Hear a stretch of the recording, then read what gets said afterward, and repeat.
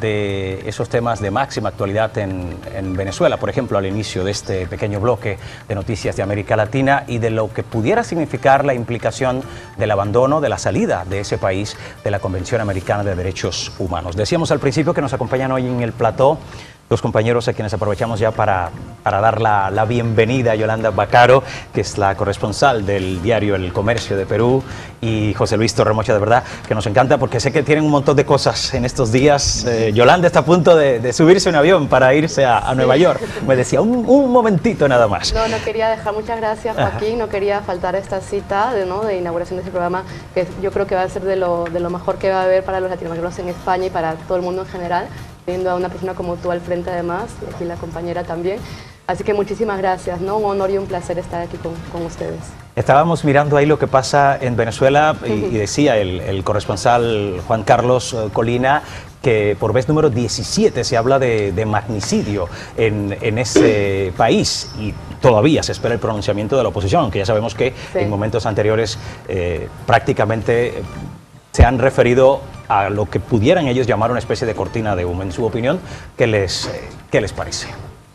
Muy buenas tardes, lo primero, y felicitaciones por el programa. Me sumo a las palabras de Yolanda. Yo creo que en definitiva Nicolás Maduro sigue con el proyecto que encabezó Hugo Chávez y por lo tanto no debemos sorprendernos con afirmaciones de este tipo. Seguramente si las afirman ellos tendrán sus fundamentos y la oposición, hablabas Joaquín que era la 17ª vez que se mencionaba, supongo que también tendrá los suyos y seguirá desmintiendo que hay unos presuntos intentos de magnicidio.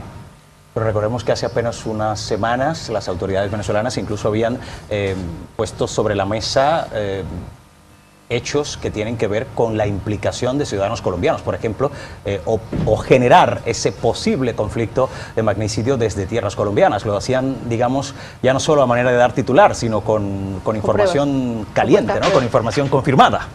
Bueno, yo opino igual que el compañero, ¿no? Todos los presidentes de cualquier país del mundo, ¿no? Venezuela, China, Perú, Colombia, evidentemente van provistos de una seguridad extrema, como tiene que ser, ¿no? Para cualquier presidente del mundo. Han dado unas supuestas pruebas, pero lo que sabemos hasta ahora, yo concuerdo con el colega, que parecieran cortinas de humo, ¿no? Es al menos la opinión que me merece el tema.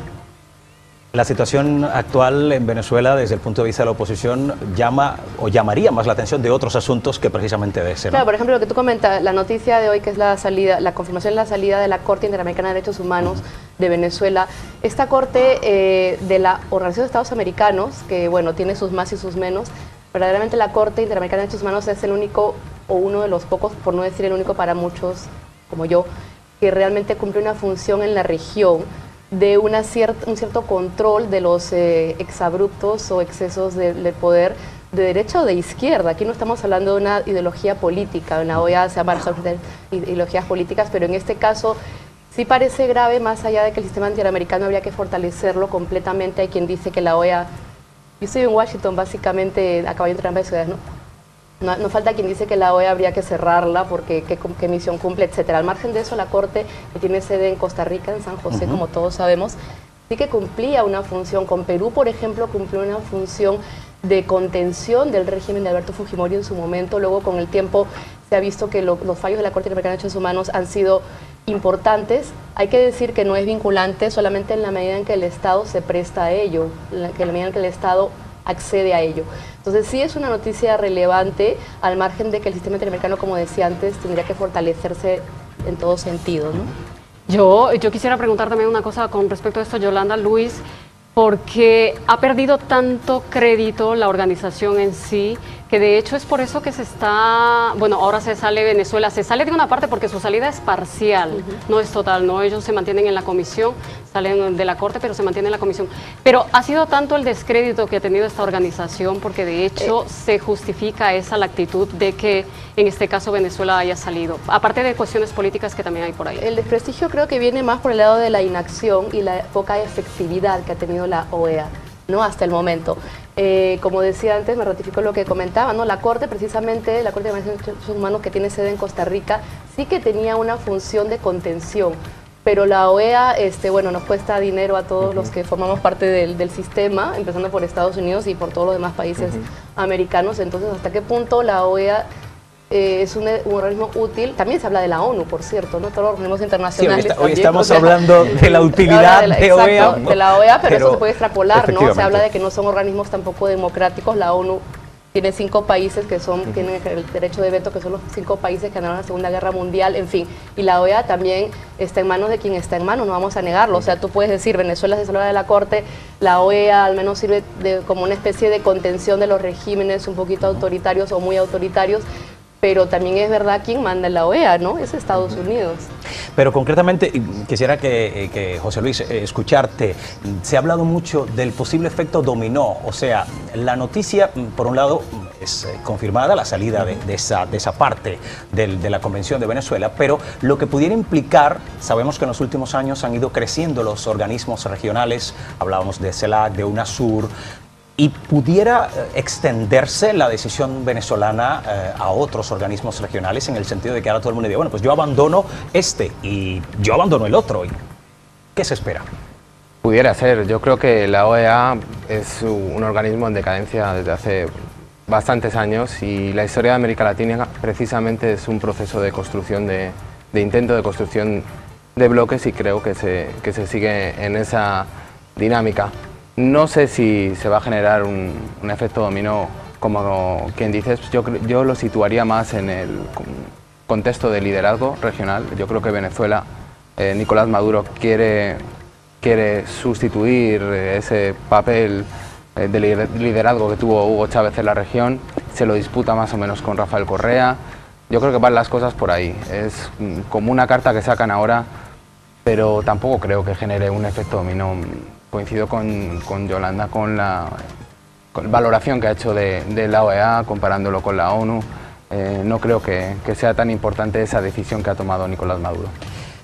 Es la actualidad vista con la óptica de Iberoamérica Televisión, del programa Confirmado. Vamos a hacer una pausa. Hay otras noticias que también llaman nuestra atención, en este caso en España, y sobre todo lo vinculado a los colectivos de personas que llegan desde otras partes del mundo y que tienen que ver cuán costoso resulta hacer trámites que en un inicio pudieran ser fáciles, ¿verdad? Como confeccionar un pasaporte. De eso hablamos a la vuelta, y recuerden que también hay un tema que nos preocupa a todos los de toda la vida que han vivido aquí, los que han llegado en los últimos años, que es el tema de los desahucios. Está con nosotros Cristina Escribano, de la Plataforma de Afectados por la Hipoteca. Con ella vamos a hablar de este tema en particular. Regresamos, esto es Confirmado.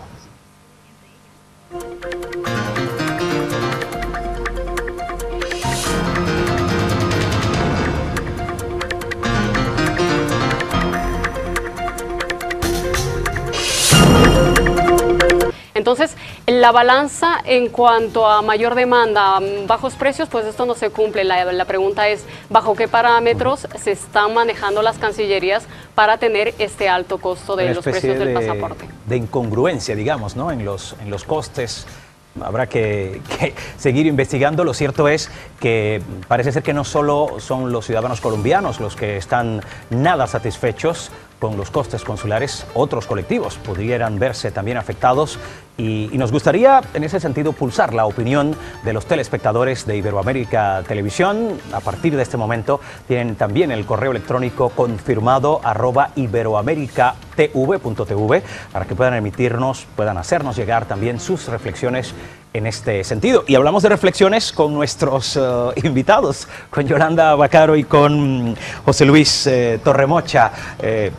No sé, en el caso de José Luis, que no tiene que moverse a lo mejor con mucha frecuencia a América Latina, a lo mejor esto le toca un poco de lejos, pero Yolanda, digo a lo mejor, quizá estoy totalmente equivocado, pero Yolanda, por ejemplo, que decíamos al principio del programa que por sus responsabilidades, no solo como corresponsal, sino también como consultora en materia de comunicación del Banco Interamericano de Desarrollo, tiene que estar aquí y allí. ¿Esos trámites son, digamos, justos? Bueno, la justicia, ¿no? ¿Qué cosa es la justicia? Casi un debate filosófico, pero no se ajusta, ¿no? Me parece no sabía esta subida de una barbaridad, ¿no? del pasaporte, visto con sorpresa y con una grata sorpresa que Perú está en el último lugar. Que bueno, porque efectivamente, como decía Maggie, Los peruanos aquí en España somos bastantes, o sea, Madrid es la ciudad que concentra el mayor número de peruanos en Europa, la colonia más grande está aquí en Madrid, es la tercera en el mundo. En fin, o sea, no hay una correlación, en fin, eso depende de una política de gobierno. Me extraña mucho que Colombia haya hecho esta... Me imagino que con las manifestaciones que está viendo, porque es un gobierno democrático el de Colombia, me imagino que va a haber algún ajuste, ¿no? Esperemos que así sea, por el bien de los compatriotas. Y bueno, José Luis también se mueve mucho por Latinoamérica. Yo me he equivocado entonces, ¿no? Me he equivocado. Totalmente. José Luis no tiene que hacerse, yo decía pasaporte latinoamericano, en el caso del coste. Pero recientemente español, me caducó el pasaporte cuando estaba en México y sí tuve que ir a la embajada española. O sea, como ciudadano extranjero en México. Sí, y calculo que fueron 30 euros. Como ciudadano español, como ciudadano español, o sea, más o menos lo que suele costar aquí, unos 33 euros. Claro, efectivamente, efectivamente, ¿por qué le cuesta más a un colombiano en el extranjero que a un colombiano en Colombia? Bueno, en fin, la gente piensa que se gana más, no siempre es así, todos sabemos. En cambio, en España los precios son los mismos, ¿no? Si estás aquí como si estás afuera. Lo único que solo te lo hacían un año, pero coincido en lo que dices, que es totalmente incongruente. Y yo creo que, aunque hubiese una comunidad colombiana menor, es un abuso, hay que decirlo así, que cueste más de 100 euros hacerse el pasaporte, más cuando gran parte de ese colectivo, bueno, no gran parte, una parte importante, está pensando, por ejemplo, en buscar suerte en otro país o retornar a Colombia. ¿Cómo se puede apretar tanto a la población pidiéndole más de 100 euros por sacarse el pasaporte? Es intolerable. Y bueno, pues eso que tú dices, que introduces el tema de la situación actual, muchas personas se ven obligados a regresar a sus países de origen por temas económicos y entonces se encuentran con una problemática añadida. ¿Con qué dinero pago un pasaporte? Y todos los trámites anexos, porque no solo se trata de la confección del famoso librito. Claro, está la falsa creencia a la que yo aludí al principio, falsa porque claro, las cosas cambian, ¿no? Y con la crisis de que los que estamos fuera tenemos más dinero que los que están dentro. ¿Cuánta gente se está yendo a Perú, a Colombia ahora mismo, ¿no? Porque hay una mejor situación económica dependiendo, siempre todo es muy relativo, pero efectivamente es esto, parece que fuera nos lleve el dinero y todos sabemos que no es así, ¿verdad? Hablamos de los momentos actuales, de los momentos de crisis, momentos que lamentablemente están trayendo otras consecuencias, como es el lamentable tema, insisto, subrayo la palabra porque es lamentable ver situaciones como las que cámaras de Iberoamérica Televisión han podido seguir en los últimos meses, como cualquier telespectador en este país que queda muchas veces atónito ante esas imágenes de televisión cuando de desahucios se trata. De eso vamos a hablar enseguida aquí en el programa Confirmado. No se vayan, regresamos.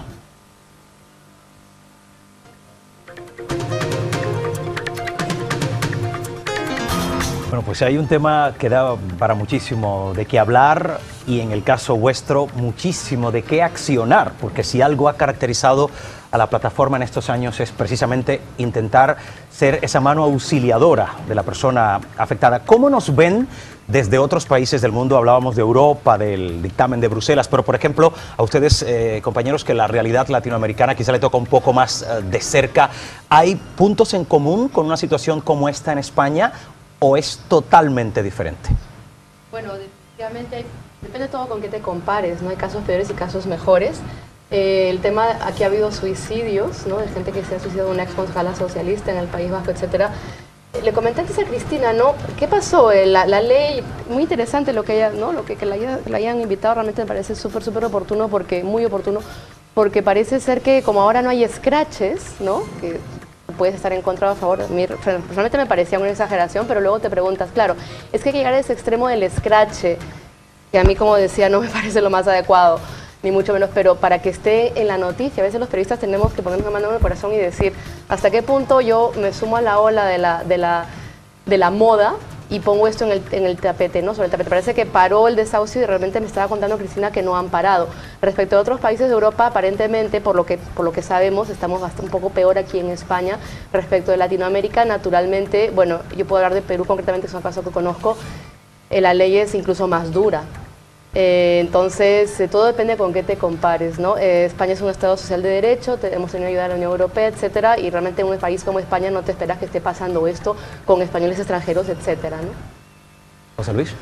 Yo, por mi parte, creo que España es el único país del mundo en el que cuando se entrega la vivienda todavía cargas la deuda ilegítima e inmoral que se tiene con el banco. Posiblemente mucha gente se asuste con los términos en los que ha hablado nuestra compañera, pero yo creo que el 85% de los hipotecados, avalistas, que eso es otro asunto, porque ha habido muchos avalistas de viviendas que por hacerle el favor al amigo correspondiente tienen deudas de más de 1.200.000 euros sin tener una sola vivienda.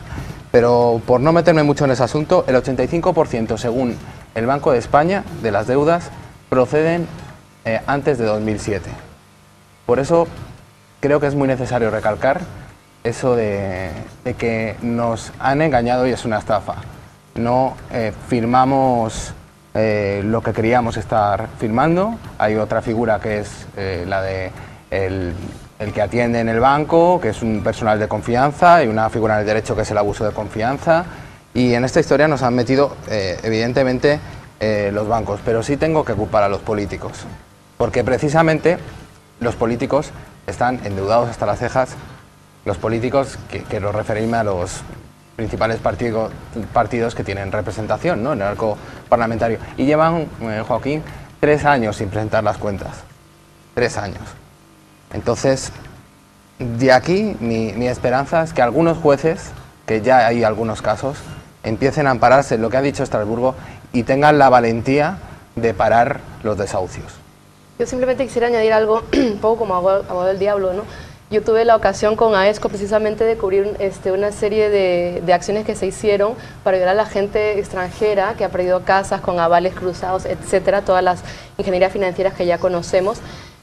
Yo creo que también tenemos que hacer una reflexión personal todos, ¿no? Todos, y empezar a intentar al menos leer lo que firmamos, ¿no? Porque aparentemente demasiada letra pequeña, pero sería bueno que a partir de esta experiencia tan nefasta pues veamos bien lo que firmamos. Si me permitís un momento con lo que ha dicho la compañera, yo te garantizo que es imposible en un préstamo hipotecario de los que yo he leído y he aprendido a leer a cachitos desde hace 2 años, aunque te lo hubiesen dado una semana antes, fuésemos capaces de saber qué firmábamos. Hay intereses que son fórmulas matemáticas que hasta a un economista les cuesta. Es decir, que es una estafa indudablemente, que ha afectado a la clase media-baja también, pero que el derecho a la vivienda es de todos. Que la clase política en este país ha gobernado durante un montón de años alternándose los 2 partidos políticos en el poder y no han puesto solución a esto, y que los parches que ponen ahora no dejan de ser parches. Sigue habiendo desahucios. Lo que decían del año 2012 lo dice el Banco de España. No coincide con lo que dicen los registradores de la propiedad, ni coincide con lo que dice el Consejo del Poder Judicial. ¿Cuántos ha habido en el año 2012? Bastantes más de los que nos dicen, y nosotros no tenemos una contabilidad porque no todos pasan por las plataformas y que porque muchos, ante lo que llamamos el tocho, que es la orden judicial, entregan las llaves o se van de su casa por miedo a la lucha. Y esto solo se consigue con la lucha y la pelea. Y es la única manera. Bueno, pues de lucha y pelea vamos a hablar, pero con un caso concreto. Y queremos hacerlo porque hemos conocido uno de esos casos de personas que están ahí debatiéndose prácticamente entre las noticias que le confirman que llegan, las cartas que reciben, el apoyo de la plataforma. Es el caso de María Isabel Rodríguez Romero, una afectada precisamente del tema hipotecario, y podemos recuperar ese momento en el que conversaba con nuestros compañeros de Iberoamérica Noticias, que han estado hablando precisamente en primera persona para intentar traernos ese drama de una persona víctima, posible víctima de un desahucio. Cuéntanos exactamente cuál es el caso que te está afectando esta semana a ti. Bueno, a mí me está afectando el que yo estoy con todas nuestras compañeras y vecinas de hace muchos años, que están en la misma situación que nosotros de hace muchos años, somos vecinos, muchos somos copropietarios, como ellos nos dicen, y otros pues han cogido la vivienda de hace muchos años, de que eran pequeñitos, porque han retomado sus vidas, han salido fuera de sus casas y llevan toda la vida viviendo ahí. Nunca se les ha dicho nada, han querido pagar sus recibos, comunidades, y se les ha negado. Tenemos la prueba de que los presidentes de las mancomunidades y las presidentas y las tesoreras no quieren coger los recibos porque tienen órdenes expresas de la AMV. Se han pagado en los bancos, y los bancos hasta dicen que tienen órdenes de no cogerlo. Entonces es mala intención por parte de ellos, porque nosotros hemos echado escritos para acceder a otras viviendas. Estas personas tienen tacos de haber solicitado vivienda en diferentes partes, pero ellos no quieren acceder a una negociación. Y bueno, y nosotros decirte que tenemos nuestra vivienda por una expropiación que hubo hace muchos años, nos realojaron aquí y al cabo de los años quieren echarnos y dice que el contrato está disuelto.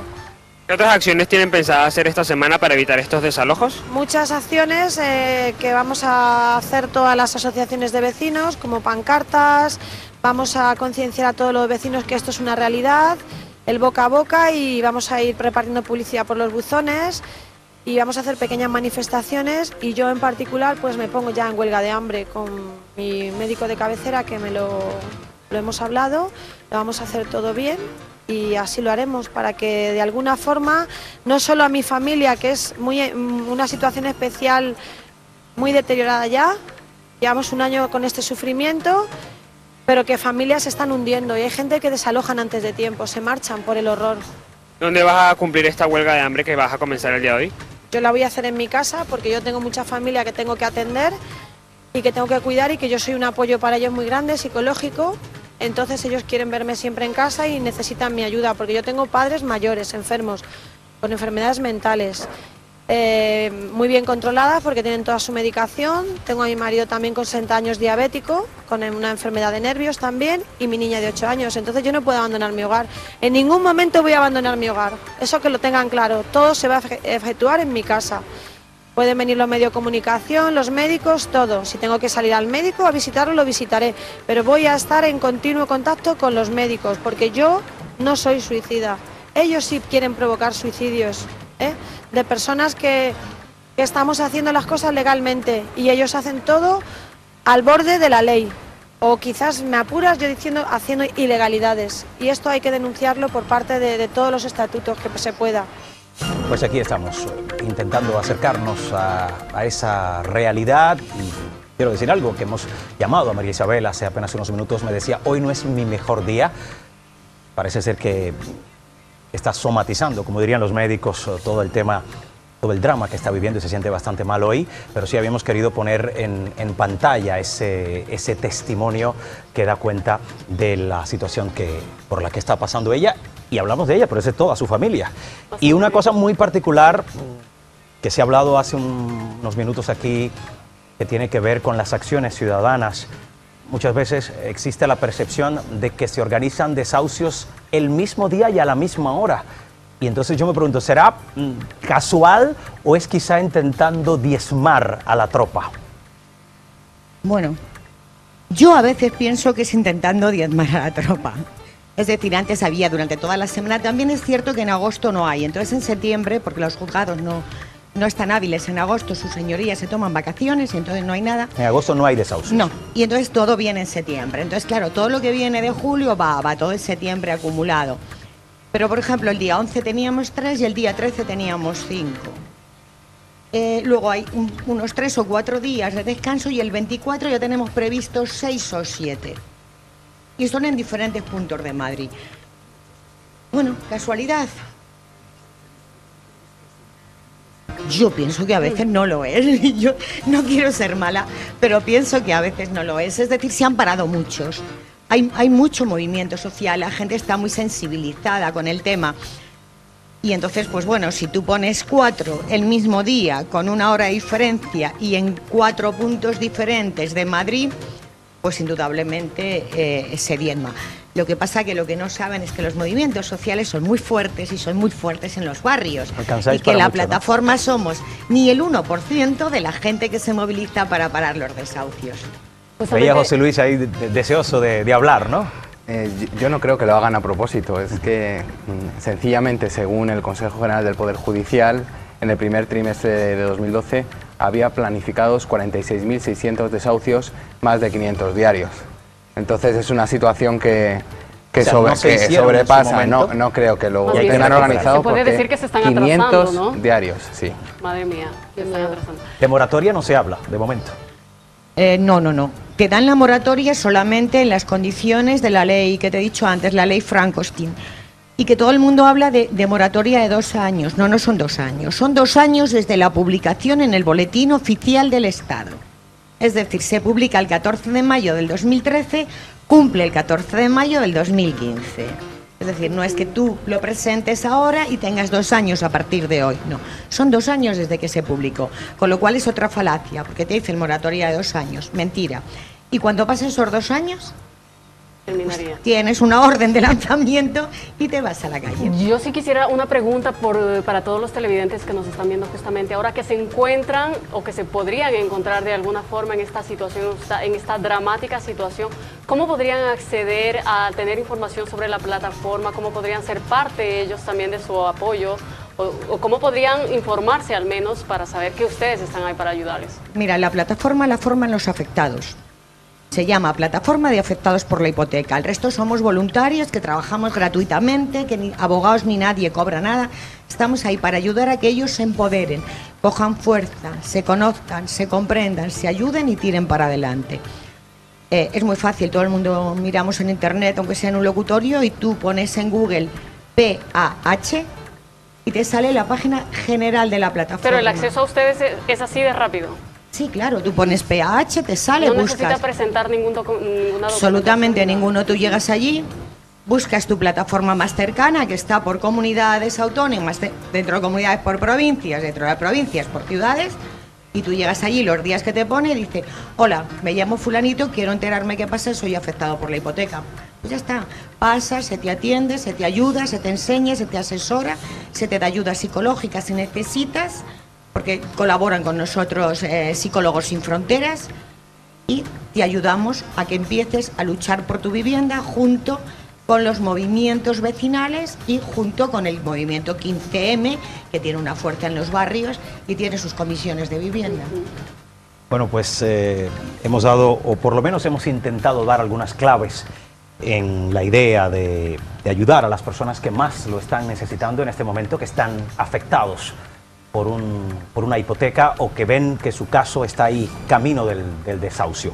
Evidentemente, hoy hemos arrancado este nuevo programa de Iberoamérica Televisión y habrá que regresar a un asunto de tanta sensibilidad. Aquí en España, concretamente en nuestra comunidad, hay temas que se quedan pendientes. Se ha hablado, por ejemplo, de la desaparición de entidades públicas como la propia empresa municipal de la vivienda y el suelo, ante la que os manifestabais la semana pasada, y eso evidentemente quiere decir que habrá menos vivienda pública. Pero bueno, de eso vamos a hablar en un próximo programa. Nos encantaría, Cristina, que nos acompañara o que viniera otro de sus compañeros de la plataforma. Ha sido un placer poder escucharle. Un placer estar con vosotros. Muchísimas gracias. Gracias por aceptar la invitación. Cristina Escribano es portavoz de la plataforma de afectados por la hipoteca, y gracias también a nuestros compañeros Yolanda Bacaro, corresponsal del diario El Comercio del Perú, y a José Luis Torremocha, con quienes hemos abordado distintos momentos de la actualidad, tanto allí en América Latina como aquí en España. Gracias por aceptar nuestra invitación. Gracias a ustedes. Y bueno, pues a ustedes, a los espectadores de Iberoamérica Televisión, que tienen ya el hábito de encontrarnos en este punto de la TDT, pues que sepan que vamos a volver mañana sobre las 5:30 de la tarde. Yo quiero agradecer a Maggie Cruz, que nos va a acompañar también cada lunes, miércoles y viernes, ¿verdad? Viernes, sí, Así sí. que, cada lunes, miércoles y viernes tendremos la oportunidad nuevamente de vernos. Yo estaré aquí justamente esos con días, muchos datos, con muchas cifras. Todas las me cifras y encanta las eso. A mí las estadísticas matemáticas me fascinan, ¿no? Bueno, pues y que sobre todo dan un soporte bastante importante para importante. lo que es la noticia. Pues sí, hablando de cifras, 203 son los años que se cumplen del Grito de Dolores. Es la fiesta nacional de México y hemos querido, con un poco de optimismo, con una mirada, sabemos que México está pasando por una situación complicada, lo decíamos en la información de actualidad.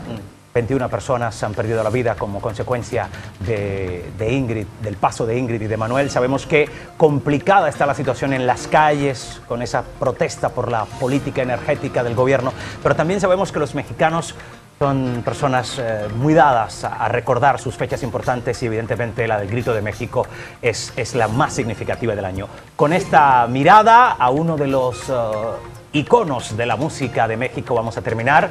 Gracias por acompañarnos. Mañana estaremos de vuelta, confirmado, a las 5:30 aquí en Iberoamérica Televisión, para retratar la actualidad. Hasta mañana. Muchas gracias.